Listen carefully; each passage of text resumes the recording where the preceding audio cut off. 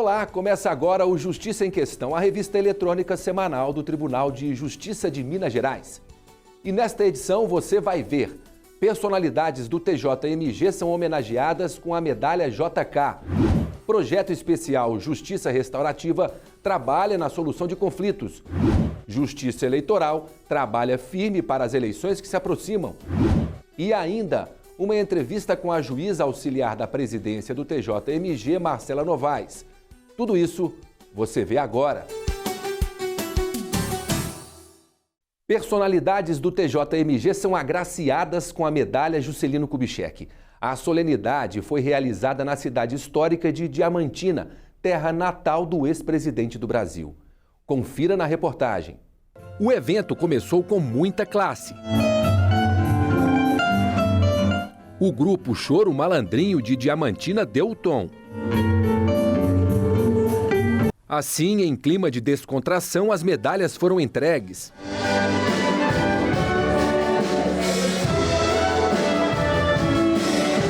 É assim há 26 anos, em 12 de setembro, dia do aniversário de Juscelino Kubitschek. O ex-presidente era natural de Diamantina. Este ano, o evento celebrou os 120 anos de nascimento do ex-presidente do Brasil.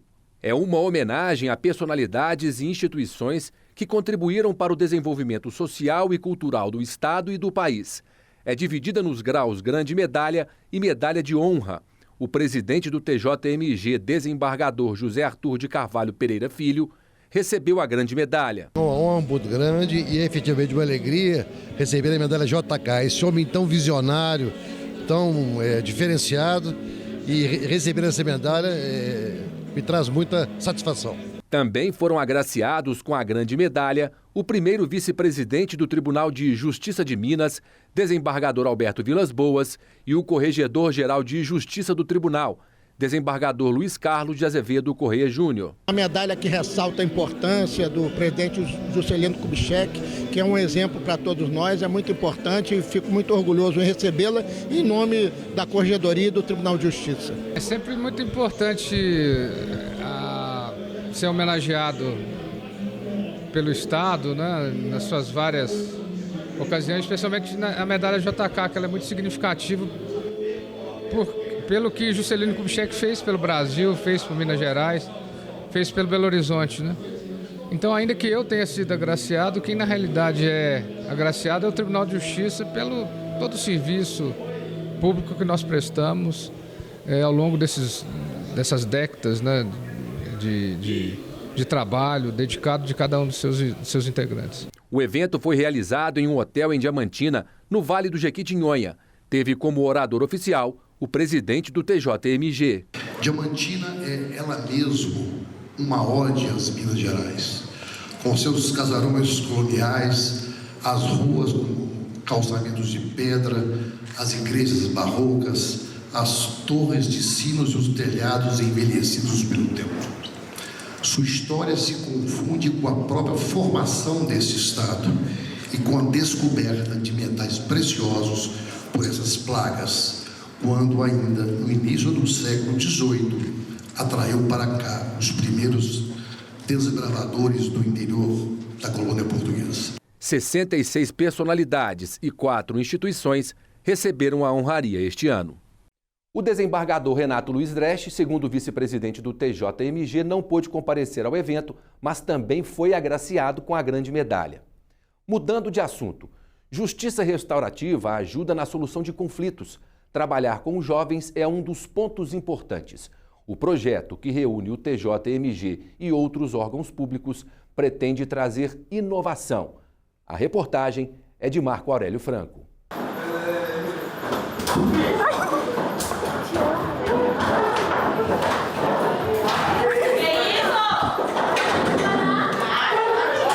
No lugar do estudo, muitas vezes, a violência. A cada hora, pelo menos um caso ocorre nas escolas de Minas Gerais, de acordo com o levantamento do Observatório de Segurança Pública, da Secretaria de Justiça e Segurança de Minas Gerais. De janeiro a junho desse ano, foram registrados 5.621 casos. Roubos, ameaças, vandalismo nas escolas e agressões de alunos contra professores.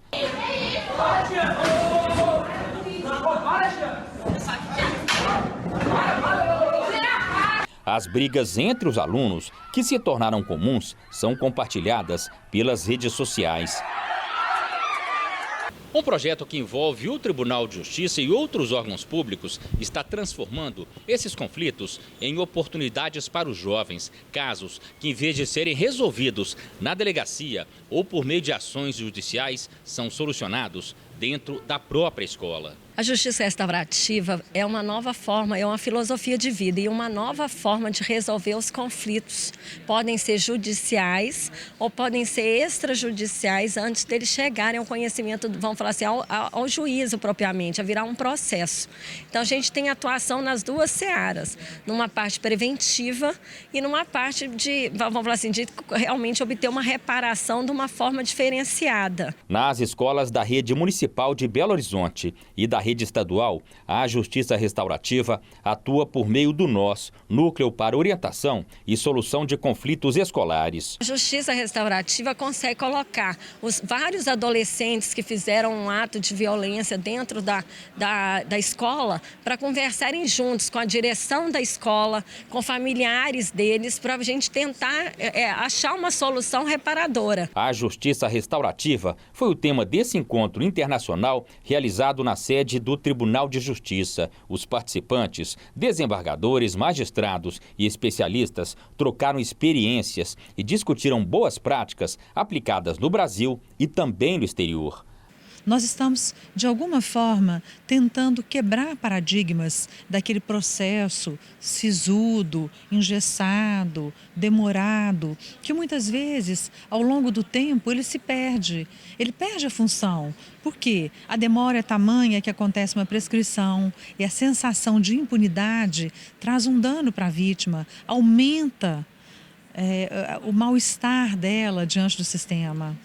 Agora vamos para um rápido intervalo. Na volta, a menos de um mês das eleições, a Justiça Eleitoral trabalha firme para garantir a democracia no país. É daqui a pouco. Não saia daí.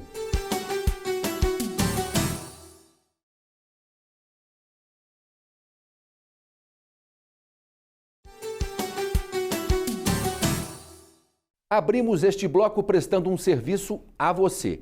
Faltando menos de um mês para as eleições, o sistema eleitoral brasileiro auxilia o cidadão. Sabia que um simulador ajuda a treinar o voto? Confira este e outros detalhes na reportagem a seguir. Em Minas Gerais, a disputa envolve mais de 2.500 candidatos. A campanha não está só nas ruas, ganhou as redes sociais que viraram fonte de pesquisa para o eleitor. Então sempre estou procurando olhar ali Instagram, Facebook, podcast, tudo que tem informação a gente tem que se informar. Aqui em Minas, o segundo maior colégio eleitoral do país, mais de 16 milhões de pessoas vão às urnas no dia 2 de outubro. E cabe a cada um escolher entre tantos candidatos aqueles que vão cuidar nos próximos anos do nosso estado e do nosso país. Tem que ver o melhor candidato que possa estar aí, né, nos próximos 4 anos. É pesquisar e saber em quem votar. Pesquisar e se informar, para fazer certo. Você tem que estar consciente do que você vai pôr lá em cima, né? Para depois não reclamar, né? A maioria das vezes a gente culpa eles, mas nós somos responsáveis por isso. Quem põe eles lá em cima somos nós. Eu quero que fique satisfeito ele e nós mais ainda. O eleitorado feminino de Minas segue a tendência nacional e responde por 52% dos votos no estado. Os homens, 48%. O eleitorado jovem com idade entre 16 e 17 anos se mantém crescente no estado e no país, mas não chega a 2% do eleitorado. O mesmo para aqueles com mais de 70 anos, média de pouco mais de 11%. O eleitor esperto e ligado no voto encontra no site do TRE o simulador da votação. Uma maneira de treinar o voto de forma divertida, já que os partidos e candidatos são fictícios. Mas é um bom teste para o eleitor ficar mais ágil na hora de votar. A experiência é como se você estivesse na urna de votação. E é possível ainda ouvir a instrução por áudio, igual ao da urna, e assim você acompanha o voto. O primeiro cargo a ser preenchido na urna é o de deputado federal com 4 dígitos. Em seguida, o eleitor deve escolher o candidato a deputado estadual ou distrital, no caso dos eleitores de Brasília, e aí são 5 dígitos. O terceiro voto é para senador e são escolhidos 3 números. Para governador, são 2 dígitos. E, por último, para presidente da República, também com 2 dígitos. Na simulação, o eleitor escuta um breve sinal no momento que termina cada voto. E no final da votação, o som já conhecido de confirmação do voto. O simulador de votação está disponível no site do TRE e do TSE. E você pode usar também o simulador pelo celular. É simples e ajuda o eleitor a treinar e, assim, evitar as longas filas nos locais de votação. O simulador é muito interessante porque ele, como o próprio nome diz, ele simula exatamente o que vai ocorrer na cabine, né, de votação. É a ordem de votação, que é muito importante ele saber em quem ele vai votar primeiro, em quem vai aparecer em segundo lugar, para não haver confusão aí dessa ordem de votação. O desembargador Maurício Soares, presidente do TRE de Minas, destacou mais um serviço de apoio ao eleitor, que é o sistema de alerta de desinformação contra a eleição. Um canal disponível no site do TRE, onde é possível registrar e acompanhar denúncias. Os sites dos TREs e dos TSE são uma fonte segura de informação para o eleitor, que pode ali se informar de alguma notícia ou trazer para nós alguma notícia que ele queira que seja checada, que seja verificada. O desembargador aproveitou também para chamar a atenção do eleitor para a importância da participação de todos nas eleições de 2022 e como é fundamental entender a segurança do sistema de votação. Todos que possam votar, que estejam aptos a votar, que compareçam às urnas, para que não deixe para as outras pessoas que escolham aquele candidato que ele entende que seja o melhor para a nação, né? Para dirigir os destinos da nação. Tenha confiança no trabalho da Justiça Eleitoral, é um trabalho sério, as urnas eletrônicas são confiáveis, são testadas há várias eleições, né? E não há motivo para que seja colocado em dúvida a retidão ou o trabalho da Justiça Eleitoral. Confira outros destaques da semana do Judiciário Mineiro. TJMG participa de posse da ministra Rosa Weber na presidência do Supremo Tribunal Federal. A cerimônia foi realizada em Brasília e contou com a participação de autoridades dos 3 poderes. O presidente do Tribunal de Justiça de Minas Gerais, desembargador José Arthur de Carvalho Pereira Filho, foi representado pelo desembargador Gilson Soares Lemes, ex-presidente e atual superintendente jurídico institucional do TJMG. Equipe do Instituto Brasileiro de Informação, Ciência e Tecnologia, órgão vinculado ao Ministério de Ciência e Tecnologia, esteve na sede do TJMG. A comitiva se reuniu com o desembargador Renato Luiz Dresch, segundo vice-presidente do Tribunal de Justiça de Minas. Há 6 meses, o tribunal e o Instituto firmaram parceria que visa a melhoria da gestão de documentos eletrônicos no âmbito do tribunal. O Tribunal de Justiça de Minas Gerais foi homenageado durante a Semana do Ministério Público do Estado. Uma série de eventos marcou a comemoração do Dia do MPMG, celebrado em 11 de setembro, data de publicação da primeira lei orgânica da instituição. O presidente do Tribunal de Justiça de Minas, desembargador José Arthur de Carvalho Pereira Filho, foi o orador oficial do evento. O Corregedor-Geral de Justiça, desembargador Luiz Carlos de Azevedo Correia Júnior, começou a atuação na Comissão Estadual Judiciária de Adoção, SEJA. O órgão é a autoridade central estadual em matéria de adoção internacional no Estado. Novos integrantes também foram empossados na comissão para o biênio 2022-2024. No próximo bloco, uma entrevista com Marcela Novaes, juiz auxiliar da presidência do TJMG. É daqui a pouco. Espero você!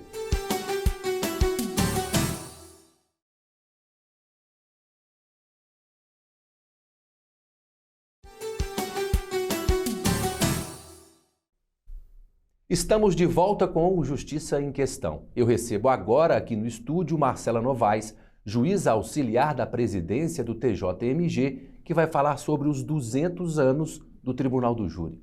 Tudo bem, doutora? Tudo bem, muito obrigada pelo convite. Obrigada, senhora, por estar aqui com a gente. Eu queria começar perguntando, antes de tudo, que a senhora, na verdade, explicasse para o nosso público o que é o Tribunal do Júri. Bom, o Tribunal do Júri é um órgão do Poder Judiciário responsável pelo julgamento dos crimes dolosos contra a vida. Ele é composto aí por um juiz togado, né, na atualidade, e 25 jurados, dentre os quais 7 são sorteados para fazerem parte do conselho de sentença. Quando a senhora fala em crimes dolosos, quais crimes se encaixam dentro disso, para que as pessoas entendam? Se encaixam aí o homicídio, infanticídio, aborto, né, induzimento ou instigação ao suicídio, são os crimes dolosos contra a vida. Homicídio, tentativas também? Tentativas, nesses todos se encaixam a tentativa e os crimes consumados, né? O importante é que tenha o elemento volitivo, que é o dolo. Que é o dolo. Fala um pouquinho mais para a gente disso. O dolo é a intenção de se praticar, né? Aquele verbo descrito no tipo penal, né? Ou por ação, ou então quando a pessoa é garantidora de algum resultado, e aí ela também pode praticar por omissão, né? O dolo pode ser também direto ou um dolo eventual. Todos esses crimes e com essa modalidade volitiva estão abarcados aí pelo julgamento do Tribunal do Júri. E qual é a ideia básica do Tribunal do Júri? É trazer o quê? A ideia básica hoje é permitir que o cidadão, né, ele possa participar desse tipo de justiça, né? O bem jurídico tutelado aí é o maior do ordenamento jurídico, né, que é a vida. Então é um instrumento que traz aí maior, realmente participação ativa mesmo do cidadão, porque no dia do julgamento pelo Tribunal do Júri, a gente diz que os verdadeiros juízes da causa são os jurados, são eles que realmente vão decidir se o réu deve ser condenado ou absolvido, né, ou mesmo se é necessária aí alguma desclassificação, mas o fato é que depois de toda aquela sessão plenária, quem decide no final são os jurados. Agora, para isso, como é que é conduzido isso com os jurados, né? Eles participam ali o tempo inteiro, se o julgamento durar 2, 3 dias, eles ficam ali, não saem. Como é que funciona tudo isso para que esses jurados não decidam errado ali de repente? Durante a sessão plenária é feita a instrução do processo na presença dos jurados. Então, os jurados presenciam a oitiva das testemunhas, da vítima se houver, né, se for uma tentativa, presenciam o interrogatório do acusado. Então, eles conseguem ver de perto a colheita dessa prova. Né? Na sequência são feitos os debates, né? O Ministério Público e a defesa tem um tempo aí para fazer as suas sustentações, tanto de acusação quanto de defesa, e o jurado presencia isso tudo, independentemente de o julgamento durar horas ou mesmo dias, né? Porque no final, como dito, como ele vai decidir através da formulação de quesitos, né, sobre o destino daquela pessoa, então ele tem que participar ativamente de forma bem consciente. Durante o julgamento ali, um jurado não pode falar com ninguém, usar celular, nem nos intervalos. Como é que funciona toda essa questão? Sim, os jurados têm a incomunicabilidade, né? Isso aí tem que ser muito bem preservado, né? Diferentemente, por exemplo, fazendo um comparativo, né, com a justiça americana, na justiça americana, o conselho de sentença, na verdade, ele tem que chegar a um consenso, né? Os jurados se comunicam, sim, ao final, e eles, digamos, eles chegam em torno de um único voto, né? Aqui no Brasil é diferente. Os 7 jurados, eles têm que, o juiz tem que garantir a incomunicabilidade durante todo o processo, né, da sessão plenária, e ao final, cada jurado vai dar o seu voto em face de cada quesito que lhe é apresentado. Então, o resultado final, ele é feito com base na quesitação, que são as perguntas, né, explicando melhor o que seriam os quesitos, são as perguntas que envolvem aquele crime, né, são respostas objetivas sim ou não, ou seja, decide-se pela maioria, que a gente fala. Então, realmente a incomunicabilidade. O voto, ele por cédulas, né? São entregues para cada jurado um sim e um não, né? E aí, essas cédulas são coletadas, sempre garantindo a incomunicabilidade. E o juiz, na hora, quando ele abre, né, para a abertura dessa... normalmente passa um saquinho, quando o juiz vai retirando as cédulas, ou seja, o resultado vai sendo feito com base na maioria.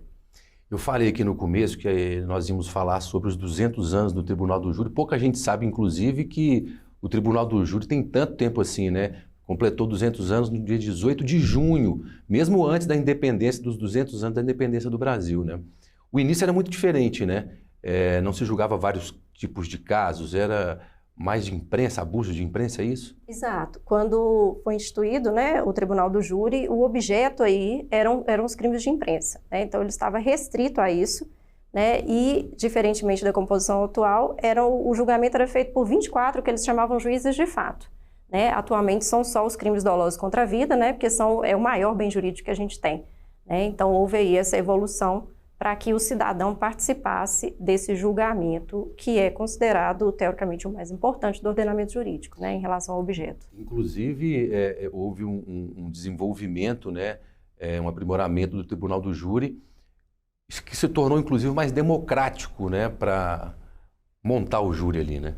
Isso, né? Porque agora ele abarca, assim, cidadãos como um todo, né? Desde que esses cidadãos não tenham aquelas excludentes, né? Eles não podem, né, ser menores de idade, não podem ter processos, enfim, não podem estar com alguma restrição política, eleitoral, na verdade. Então, agora, realmente, é uma instituição democrática em que os cidadãos fazem parte ativamente desse processo de julgamento. Aí eu aproveito para perguntar para a senhora também sobre o mutirão do Tribunal do Júri. Fala um pouquinho para a gente quando vai ser, qual é a ideia principal? Faremos o mutirão do júri agora, inclusive antecipando o mês nacional do júri, né? O mês nacional do júri pelo CNJ é o mês de novembro, né? Em que todo o Poder Judiciário Nacional aí se dedica, né, ao processamento, né, à marcação dessas sessões plenárias do júri. No caso específico aqui em Minas Gerais, a gente está antecipando esse mês nacional. A gente vai iniciar o mutirão do júri no dia 3 de outubro. Né, o mês de novembro ele ficou um pouco curto no nosso calendário, né, por causa dos diversos feriados, nós vamos ter Copa do Mundo, né, e aí a gente achou que isso poderia limitar um pouco, né, a quantidade de sessões que a gente queria pautar. Então nós vamos antecipar para o dia 3 de outubro e vamos finalizar no dia 18 de novembro. E dessa vez, em maio, a gente fez um mutirão muito grande, né, abrangemos basicamente com muita prioridade o interior, comarcas de primeira e segunda entrância. Agora a gente está focando o mutirão do júri em duas comarcas especiais, Belo Horizonte, no caso, e Governador Valadares. Isso, é claro, para agilizar algum processo que ficou atrasado de repente por causa da pandemia Covid-19, ou não tem relação nenhuma? Total relação, né? Porque durante a pandemia não foram realizadas sessões plenárias do júri, né? Então agora a gente quer exatamente priorizar esses processos, são processos de réu solto, são processos de menor complexidade, compatíveis mesmo com o esforço concentrado, né, e que ficaram paralisados. Então, a ideia realmente é antecipar essa pauta que já estava tão alongada e priorizando aí Belo Horizonte e Governador Valadares. Quer dizer, quando se atrasa, paralisa alguma coisa por causa da pandemia, por exemplo, o tempo continua correndo, né? Ou seja, alguns podem prescrever o quanto antes, porque o tempo não para isso também. Não? A pandemia para o tempo, para de contar, não é isso, né? Exato, né? A prescrição, ela existe o que a gente quer é que o processo seja realmente fulminado, evitar que o processo seja fulminado pela prescrição, né? Notadamente a prescrição retroativa. Então, por isso surgiu a ideia da gente antecipar um mutirão para a gente conseguir pautar o maior número de sessões por dia. Do dia 3 de outubro? Dia 3 de outubro até o dia 18 de novembro. Bastante dias, né? Exato. São 29 dias úteis no calendário, né? Em Governador Valadares, a gente vai conseguir, inclusive, idealizar essas sessões extras fora do tribunal, do júri da comarca, do fórum, na verdade, né? Vai ser extra-fórum. A gente conseguiu 2 salas na Faculdade de Direito de Governador Valadares, então essas sessões vão ser realizadas dentro da faculdade. 2 salas, o tribunal está, né, equipando a sala as 2 salas com o que for necessário para a realização, e a faculdade também tem contribuído para que a gente possa conseguir aí realizar esse esforço concentrado em Valadares, que é uma comarca que realmente necessita, né, um índice de criminalidade elevado, um volume significativo de processos aguardando essas sessões plenárias. E dá para dizer qual a expectativa, né, de atendimento que vocês têm? Bom, a expectativa aí durante esses 29 dias, serão realizadas 2 sessões simultâneas por dia, né, em Governador Valadares. E em Belo Horizonte, durante 29 dias, serão realizadas 3 sessões simultâneas por dia. Né? Isso que a gente está fazendo esforço extra, fora a pauta ordinária da comarca, que Belo Horizonte já são 4 sessões por dia, então a gente está acrescendo mais 3, serão 7. Né? E Valadares, que a gente tem 3 varas criminais, são 3 sessões por dia e mais essas 2 que a gente está colocando no esforço concentrado, 5 por dia. Eu agradeço a entrevista, desejo sucesso no mutirão e na sua carreira, doutora. Muito obrigada pela oportunidade. Obrigado a você pela presença, viu? Obrigada, até a próxima. Até. O Justiça em Questão fica por aqui. Outras informações sobre o Poder Judiciário você confere nas redes sociais do Tribunal, que estão na sua tela. Obrigado pela audiência. Um abraço a todos e até a próxima edição.